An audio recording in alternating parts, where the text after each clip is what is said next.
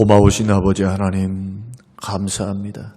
거룩한 주일을 은혜 안에 보내게 하시고 성탄절과 성탄 이브의 행사로 하나님께 영광을 돌려드리오며 믿음의 성도들에게는 큰 즐거움과 기쁨을 주신 것을 고맙고 감사합니다. 하나님 생업으로 돌아왔습니다. 한 주의 삶을 주의 능력의 손에 의탁합니다. 주의 능력의 손으로 붙드사 평안하게 하시고 생명과 재산을 지키시고 시험에 들거나 악에 빠지지 않게 하옵시며 마귀의 미혹과 유혹으로부터 승리하도록 축복하여 주시옵소서. 믿음의 선한 싸움을 싸우게 하옵소서.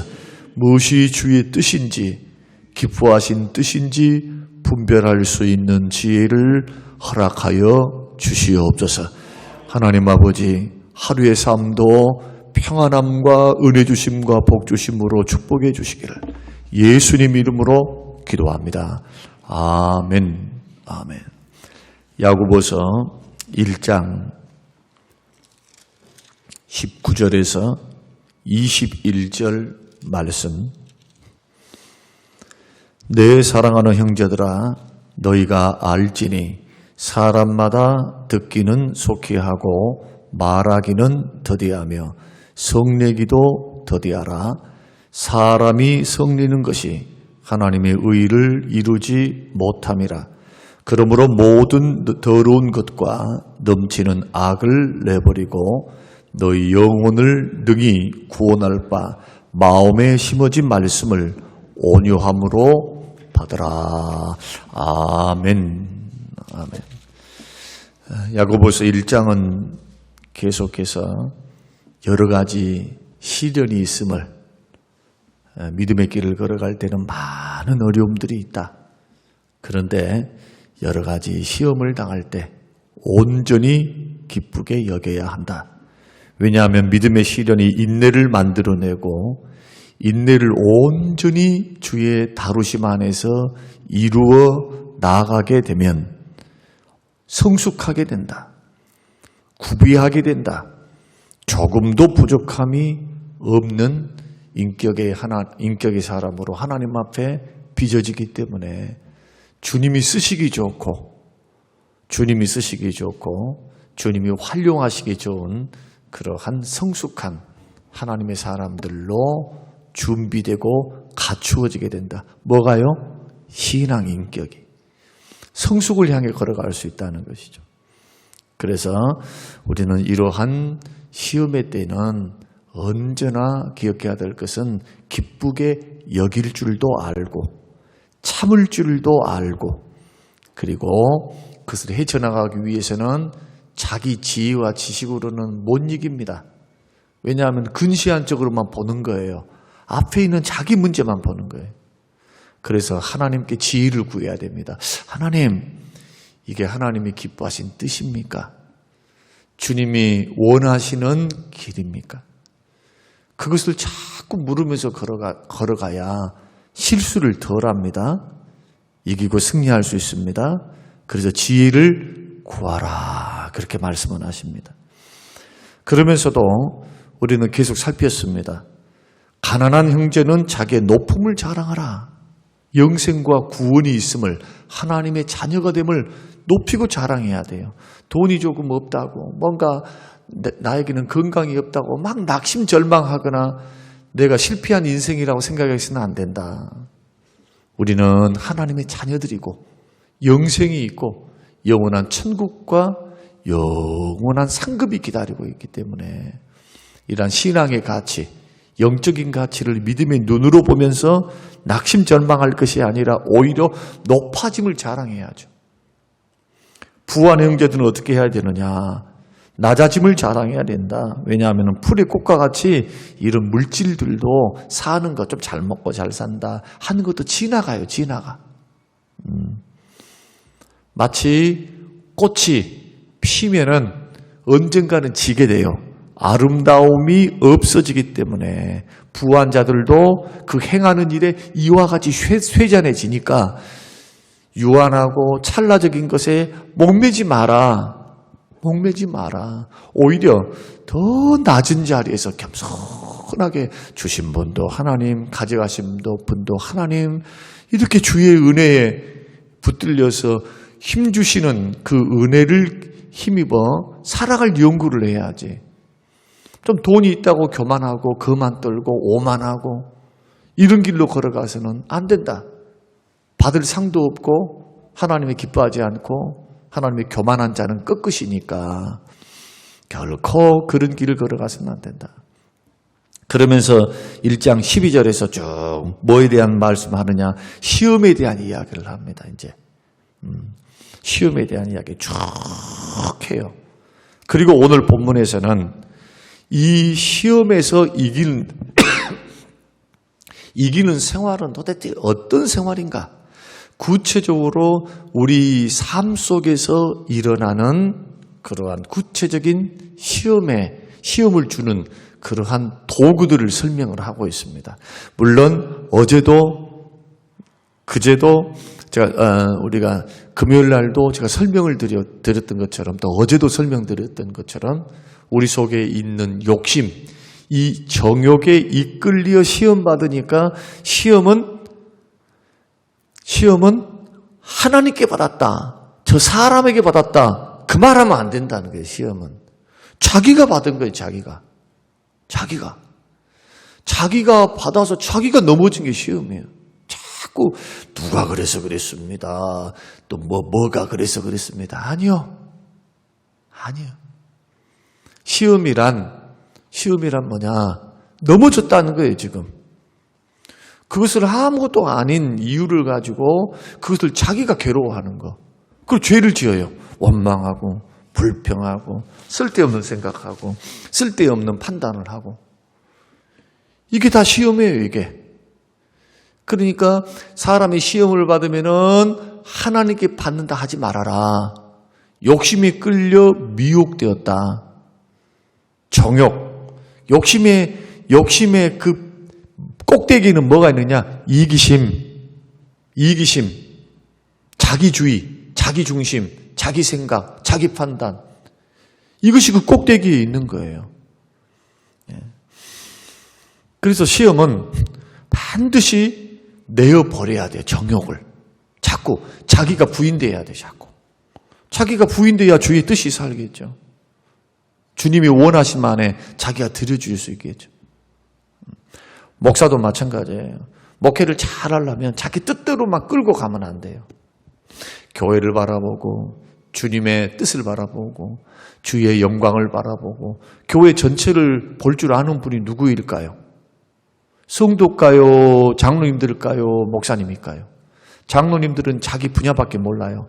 성도들 신방을 안 하기 때문에 속속들이 알 수가 없어요. 지금 어떤 성도가 어떤 일을 당했는지, 뭐가 있는지, 뭐 어떤 어려움이 있는지 근사치에 있는 사람들만 보고 있지 말을 다 장로님들께 전달할 수가 없는 거예요. 왜냐하면 그 사람의 핸디캡이 있고 자존심이 있고 그렇기 때문에 다 말하지 못하지만 이걸 놓고 기도하고 어떻게 섬길까, 어떻게 전해야 되는가, 신방해야 되는가, 어떻게 불러야 되는가 이런 것들을 정하는 것이죠. 교회 전체를 바라보면서 목사도 오판하지 않도록 자꾸 기도하는 거예요. 하나님 앞에. 하나님에게 과연 하나님 덕이 되고 하나님께 영광이 되고 하나님의 기쁨이 되고 다 큰 시험이 되지 않고 평안한 가운데 갈 수 있는 길이 뭡니까? 왜냐하면 모든 사람과 더불어 화평하라고 말씀하거든요. 성경은. 교회 안에서는요. 화평에 뿌리를 두고 일을 해야 돼요. 왜냐하면 교회는 경쟁하는 곳이 아니기 때문에. 교회는 돈 버는 곳이 아니에요.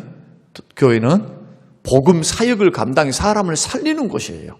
천국 훈련소예요. 훈련소. 예수 믿게 해서 그 사람으로 하여금 일꾼 되게 만들어가는 거예요. 그 과정 속에서 일어나는 그 많은 인간적인 문제, 마귀의 시험, 마귀의 유혹, 우리의 연약함 이것이 다 가지고 있어요. 목사도 가지고 있고 성도들도 가지고 있다. 그러니까 하나님께 지혜를 구해야 되고 그리고 자기가 부인돼야 되고 정욕은 십자가에 못을 박아야 돼. 정욕이 됐든 무슨 욕심이 됐든 어떤 이기심이 됐든 나보다 남을 낫게 여기고, 이런 주님이 가르쳐 주셨던 그 자세를 견지하지 못하면 자기도 모르는 사이에 시험이 코앞에 딱 와 있는 거예요. 그 야고보서를 읽게 되면 여러분 부지런히 읽으십시오. 여러분들은 지금 믿음 좋으니까. 그러나 여러분의 믿음이 나 정말 믿음이 형편없구나 읽다 보면 깨닫게 돼요. 나는 믿음이 있는 줄 알았어. 그런데 이 믿음이 자기 중심적인 믿음이었구나. 저도 깜짝깜짝 놀랄 때가 많아요. 교회를 이끌어갈 때 수만 가지 일들이 일어나고, 사람들이면 사람마다 각각 다 달라요. 다 똑같으면 얼마나 좋겠어요. 그러면 획일적으로 목회를 할 수 있으니까 굉장히 쉬울 거예요. 사람은 아침 감정 다르고 점심 다르고 저녁 감정이 다른 게 사람이다. 어느 장단에 맞춰야 될 줄을 몰라요. 그러니까 참을 수밖에 없어. 계속 말씀하잖아요. 여러 가지 시험을 당하면 참아라고, 인내를 온전히 이루라고. 그러면은 옳다 인정하심을 받으면 생명의 면류관을 주겠다고, 하늘의 상을 주겠다는 거예요. 그러니까 시련이 왔는데 잘 참기만 해도 하늘의 상이 있어요. 믿습니까? 예. 많은 일들을 하는 것도 중요하지만 화평을 이루면서 해야 돼요. 화평을 이루면서. 그래야 열매가 아름답고 하나님이 기뻐해요. 화평을 이루려면 다른 것 없어요. 자기가 죽어지고 자기가 부인되고 철저히 이기심이 깨어져야 합니다. 죽어야 합니다. 십자가 앞에 자기 옛자아가 처리되지 않으면 자기가 살아있으면 시끄러워. 가정이 시끄럽고 교회가 시끄러워요. 예를 들어서 목사님이 자기 속에 있는 자기의 성격, 이것을 다스리지를 못하고 만약에 인격적으로 부족하다고 한다면 어떻게 되겠습니까? 마귀가 기분 좋겠죠. 왜냐하면 분란을 일으키는 정점에 목사가 있으니까. 그냥 넘어뜨리려고 하는 거예요. 그렇게. 잘 믿는 것도 중요하지만은 지키는 것도 중요하다. 깨달으시길 바랍니다. 자기의 믿음 지키고 그리고 신앙을 지켜가는 것도 굉장히 중요해요. 그러면 이제 오늘 본문에서는 이틀에 걸쳐서 우리가 살펴보려고 하는데, 주로 어느 부분에서 시험이 많이 오는가? 도대체 어느 부분에서 구체적으로? 오늘 본문은 세 가지를 말하는데, 듣고 말하는 것. 자, 첫째, 듣고 말하는 것. 듣고 말하는 것. 그 두 번째는 화내는 것. 백해무익해 화내는 것은.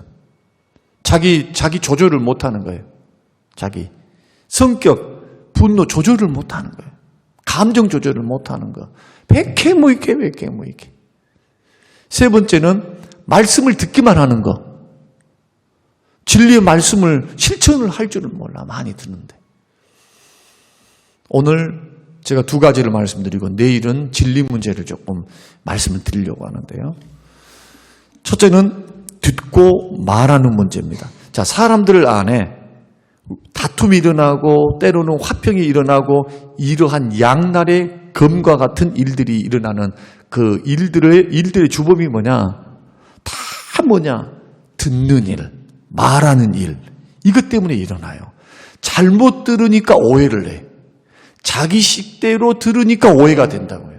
설교도요, 자기 식대로 삐딱하게 들으면 오해가 돼. 그게 시험이 되는 거예요. 하나님 말씀으로 받으면 시험들이 하나도 없어요. 데살로니가 교인들처럼 바울의 말을 하나님의 음성으로 듣는 거예요. 은혜가 돼야지. 책망이 되면 회개가 돼야 돼. 깨달아지면 고치려고 하고 하나님 말씀으로 들으니까. 근데 사람의 말로 들으니까 사단이 나는 거예요. 마귀가 그 기회를 절대로 놓치지 않습니다. 그래서 오늘 믿는 사람들은 듣는 일과 말하는 거 조심해야 돼요. 그럼 어떻게 해야 되느냐? 19절. 듣기는 속히 하고 말하기는 더디하라. 말 한마디로 천냥빚을 갚고 말 한마디로 분란을 일으키고 의심을 일으키고 이간질을 시키는 일들이 있어요. 자꾸 누구에게 가가지고 제3자에게 없는 일들을 가지고 자꾸 자꾸 저 사람의 흉을 계속 보게 되면 그 삼자도 망하고 말하는 사람 망하고 삼자 듣는 사람도 선입견을 갖잖아요. 아, 저 사람 저런 사람이야? 하고 색안경 끼고 보게 돼요. 그리고 그것을 당하는 사람도 인격적인 모독을 당하고 모욕을 당하며 이유 없이 자기 잘못 없이 어려움을 당하니까 세 사람이 망하게 돼요. 사람 바보 만드는 것은 참 쉽습니다. 두세 사람이 모여서 아닌 것을 기다고 자꾸 말을 하면 되는 거예요, 그게. 물론 진리는 승리하고 하나님께서는 승리케 하시지만 그 과정에 얼마나 고난이 있고 얼마나 죄가 있냔 말이에요, 죄가. 이게 시험이에요, 이게. 여기서 이기고 승리해야 된다. 그래서 미련한 사람들은 다른 사람을 말을 듣기 전에 자기 의사만 막 전달하려고 자꾸 해요. 너무 말이 빨라. 듣기는 어떻게 해야 되느냐? 속히 해야 됩니다. 속히 하라는 것은 관심을 가져라. 첫째, 자, 말하는데 관심 갖지 말고 듣는데 관심을 가져라. 듣는데. 세심하게 들어라. 속뜻을 파악하며 들어라. 굉장히 중요합니다. 말은 말인 것 같은데 속뜻이 중요해요. 도대체 뭔 의도로 이 말을 했는지. 미련한 사람은 말 그대로 받아버려 그냥. 그러나 조금 지혜로운 사람들은 들으면서 도대체 어떤 의도를 가지고 상황을 분석을 하게 돼요. 그래 지혜가 필요한 거예요. 속뜻을 알아야 해내죠. 그냥 말할 때까지 다 말 그냥 끝까지 다 하면 얼마나 좋아요, 솔직하게. 그러나 제가 아는 경우는 제가 사람들을 보니까 말은 예인데 아닌 거예요. 그러면 안 해야 돼. 듣는 기술이 얼마나 중요한가 알겠죠. 끝까지 들어봐야 돼요. 아 다르고 다르기 때문에. 이러한 듣는 것이 상당히 관계 있는 좋은 처세술이 됩니다. 내가 말을 나오는데 중간에 자꾸 끊는 버릇을 하면요. 두 번 다시 그 사람하고는 말하기가 싫어요. 왜? 내 말을 다 안 들어주거든. 굉장히 이기적으로 느껴지는 거예요. 이 습관은 자꾸 듣는 습관. 특히 지도자들은 그 습관을 잘 들여야 되는데 이게 어려워. 왜? 지도자들은 자꾸 가르치려고 하거든요. 목사도 병이 병. 가르치려고 한단 말이에요. 설교를 할 때는 설교를 하고 하는 것은 사역이니까 그렇게 해야 되지만 평상시에는 많이 들으려고 했는데 가면 언제나 말을 해. 왜? 내가 이거 고치려고 하는데 이게 참 어려워요. 노예대 가면은 시찰에 가면은 가급적 말을 안 하려고 합니다. 친교를 위해서는 말을 하지만 의견을 나눌 때는 다 듣고 난 후에 여기도 이렇게 말하고 저기도 저렇게 말을 하는데 내가 거기에서 중재 역할을 하면서 한마디 딱 건네면요. 오히려 결정적인 역할을 누가 하느냐? 제가 할 경우가 많아요. 큰 급해가지고 말을 갖다가 막 이 말을 하고 저 말을 하고 막 하면은 싸움만 일어나. 다툼만 일어나고 괜히 손해보는 거예요. 다 들어봐야 돼. 이 사람은 뭘 말하는가? 저 사람이 뭘 말하는가? 만약에 처음부터 자기 주장을 펴면은 어떤 사람으로 오인되느냐? 자기 주장이 강해가지고 자기 뜻대로 한다라고 하는 주장이 강하게 보여요. 그런 사람에게 리더십이 될 수가 없어요. 많은 사람은 품을 수가 없어요. 자꾸 들어야 돼요. 안 될 것 같아도 많은 사람들의 이야기를 듣고 거기에서 지혜로운 판단을 통해서 모아가게 되면요. 일이 안 될 것 같은데 협력자들이 생겨요. 동역자들이 주위에서 생기기 시작해요. 주의 일은요. 절대로 혼자 못합니다. 목사 아무리 또 똑똑똑하고 슈퍼맨이죠. 못해요. 카리스마 있는 목사들 보세요. 그분이 딱 자리를 내려오면 그 교회는 힘을 못 써요. 부응이 안 돼. 일을 해봤어야지. 그 목사님이 다 좌지우지하면서 싹 해버리는데. 이해가셨죠?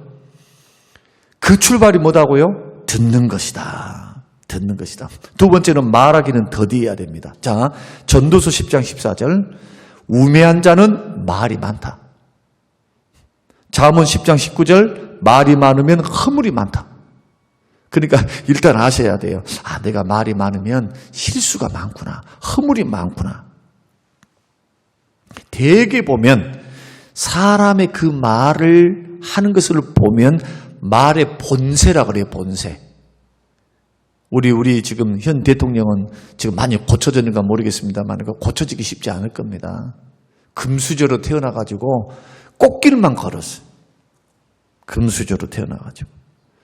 뭐 사법고시에 7번인가 떨어졌어도 가문이 돈으로 뒷받침해 줄 수 있는 그런 꽃길을 걸어가는 그 금수저로 태어났으니까 정점위까지 계속 올라가는 거죠. 고속 승진해가지고 대통령 자리까지 왔어요. 말하는 것 보면 그 사람들로 판단할 수가 있다.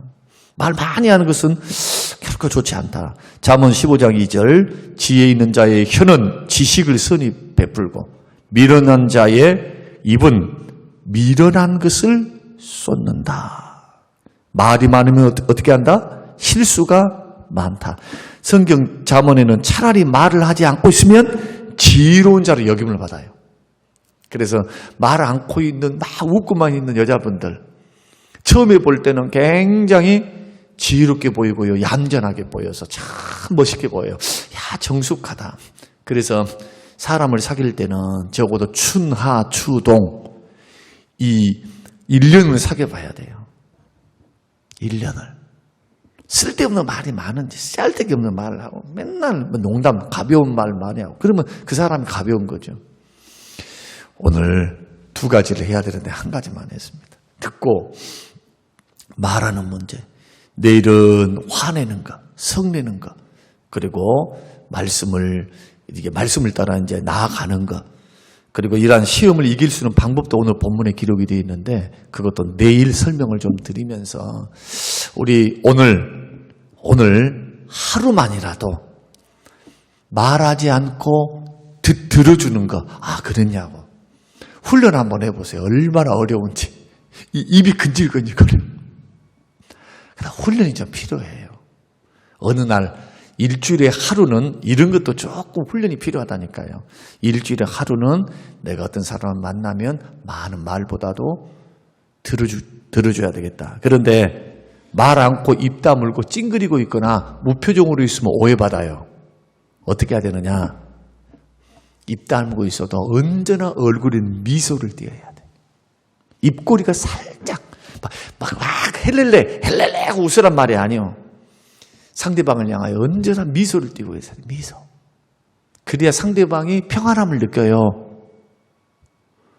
자꾸 웃는 얼굴이 돼야 돼. 뒤에 설명을 드리겠습니다만은 오늘 정말 여러분이 이러한 말씀을 통해서 다른 것 없어요. 우리는 하나님을 섬기고 형제들을 섬기는 사람들이에요. 지금 형제들을 섬기는 거예요.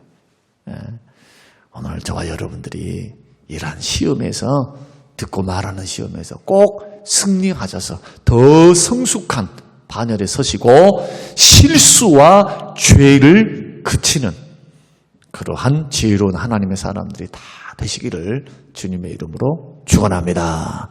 고마우신 아버지 하나님 감사합니다. 우리 얼마나 많은 실수가 있습니까? 말에 실수가 없는 자는 온전한 사람이라고 말씀하신 주님, 우리 너무 급합니다. 내 뜻을 관철시키기 위해 상대방의 말을 듣기 이전에 많은 말을 가지고 설득하려고 합니다. 그러나 사람을 설득하기 어렵습니다. 많이 들어주고 많이 수용해주고 공감해줄 때 상대방의 마음이 열리는 것을 주여 깨닫게 하여 주시옵소서. 오늘 우리에게 이 지혜로움을 주시기를 예수님 이름으로 기도합니다. 아멘.